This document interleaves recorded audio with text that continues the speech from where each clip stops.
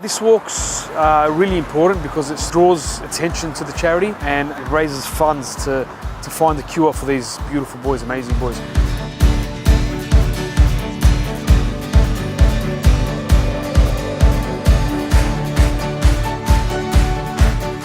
Each individual walker has got their own page, which spreads out to a network of people.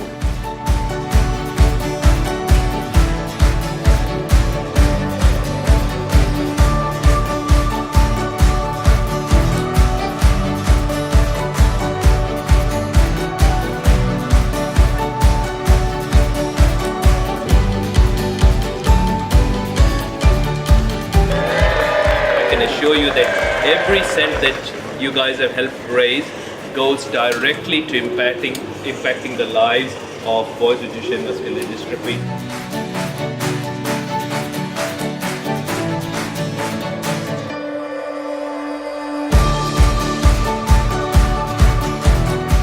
Most important thing, of course, it's great to be back here at Belmore Sports Ground, but it doesn't matter whether you're a bulldog. We need everybody's support for Save Our Sons and the website. SaveOurSons.org.au. Doesn't matter how much you can afford, folks, please, anything at all.